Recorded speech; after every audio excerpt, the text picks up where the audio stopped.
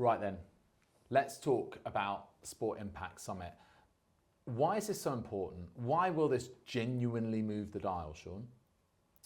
Well, sport's been looking at sustainability in rather a gentle way, in my view. Some are doing great stuff in it, but very, very few are doing it well. And I think that sport is entirely dependent on a healthy planet. You look at the cost of cancellation, and we know all the regions that are at risk. The science behind it is very robust. And we're having major championships, whether it's tennis opens, whether it's cricket World Cups, interrupted through climate issues, right? So if sport needs a healthy planet, and professional sport is full of the healthiest people on the planet, let's stick the two together, because we know that sport brings more socially to the environment that it operates in. But I think that when you look at some of the problems we have, sport provides an immense solution to it. I think bringing the right people together, leaders, be they athletes or administrators, to genuinely engage with this topic, for me, is the absolute key, because we do have some real advocates out there, but they're working kind of siloed and they're doing some formative work, but it needs to be elevated. How do you do that? You give them a platform, right? And you create a community. And I think that for me is one of the most impactful and exciting bits about this, is creating this super group. And you can really turbocharge what they're doing in their own projects. But even more than that, I think it's about how they collaborate and getting this addressed at the very top level by the decision makers, by the change makers, so that ultimately there is a real tangible impact. Yeah, I think that's been the problem, isn't it? I mean, for a lot of us looking at sustainability, what we've seen is originally the scientists were acting on their own. One here, one there, dialogue gets confused, we don't understand the terminology. And, we know great initiatives in sport that are acting kind of in a silo, as you say, they're on their own. And, I think that the time has come now for sport to have a connected community, a network where an individual athlete can tap into that, get support, whether that is scientific backup, whether it is strength and cheerleading from fellow teams and athletes. That's really what they're great at. As well. I think that business has a big role to play, and I think that when you connect athletes with brands, with investment, with funding for them to further their efforts, but they all need to come together in one place. And I think that's what Sport Impact Summit can help create. You mentioned, really important, the scientists, the researchers who are doing some critical work, but sometimes that gets overlooked. Their voice isn't loud enough. It's a really credible baseline for us at Sport Impact Summit to have that represented, but also responsibility, right? To be their megaphones, to make them stars too. Yeah, and what I've discovered during this journey has been some of the world's leading scientists in particular areas, whether it's solar, whether it's the oceans, massive sports fans. So why don't we put them together? And that's really been much, much easier than we thought. And then you start looking at sport and the whole, well, why isn't sport engaging with this better? And you mentioned it there. Ultimately, one of the biggest drivers of this will be the commercial ROI in it.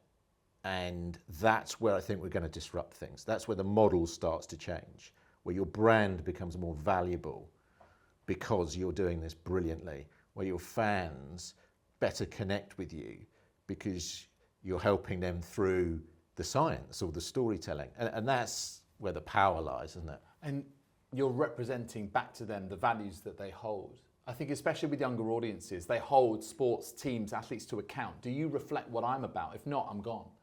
Sport can really showcase the best and help that connection, make it even stronger.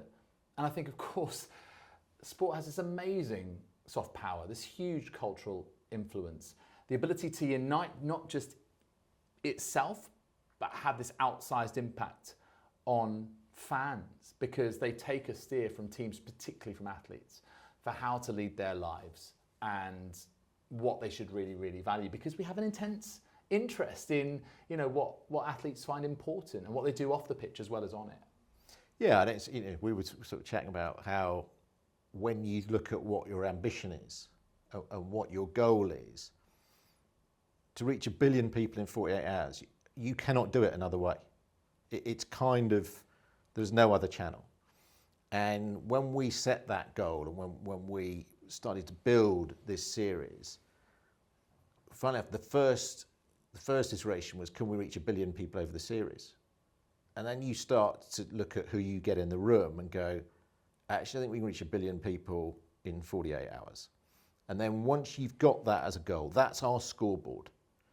We know what the score is, and we need everyone to get on board and help with that. And that's where I think the power of sport can do it. I think that's right. It's the urgency, it's that radical collaboration, those two together, and that it's a truly inclusive thing, because even sport alone can't do it. It's got to get everyone moving forward. That's why I'm so excited about this. This is just the beginning of what we hope will be ultimately a movement that changes everything for the better. Yeah, and you know, we've seen some amazing stories, haven't we, in sport, and you know, the athletes and the teams keep moving what you think is achievable. You know, Olympians have been doing this, you know, for a long time, and obviously in my sport, cricket, you're watching T20 games where they're scoring more runs in 20 overs than you would score typically in 50, and that's only 5 years ago. So we know that sport has got this immense ability to take you out of your comfort zone, to push the barriers, and we must use that to push the whole barrier around sustainability, health and wellness, and let's make a massive social impact. I think you're absolutely right. One of the things I love about sport and around coaching and the great minds is how they're constantly evolving and innovating things. You know, we thought that we knew it when Cruyff got involved and the famous Dutch team of the 1970s. Then Pep Guardiola has his take on that. Then Jurgen Klopp comes around with his rock and roll heavy metal football. This is constantly changing. This is what sport can apply to these big challenges and help us find those solutions smarter, quicker, and ultimately with more impact. Yeah, and I think that, you know, as you say, we've got a megaphone of sport.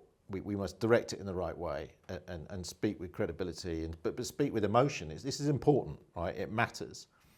And, you know, we are used to seeing sport's capacity to engage large audiences. And, you know, what we're saying is, let's not be in the audience anymore. We've got to be on the pitch, and everybody can contribute to our score. Yes, in small ways, but that's what will get the job done. And I think with athletes, I think they're sensing that purpose is part of their brand. Sure, they want to win titles, championships. Yeah, they want to have endorsements and contracts, and they want to live a good life. But I think, especially if you're someone like Lionel Messi or someone like Hannah Mills or someone like Pat Cummins, you've probably reached the pinnacle of your career in terms of your performance on the pitch. What's there left to do? Actually have an even greater outsized impact off it with some kind of legacy. And I think that I'm really also super excited to hear about what that might look like, how it might be expressed, and for it to happen as Sport Impact Summit being the forum for it, I just can't wait. It'll be just so exciting to see. Well, we'll see you in Dubai then. See you in Dubai.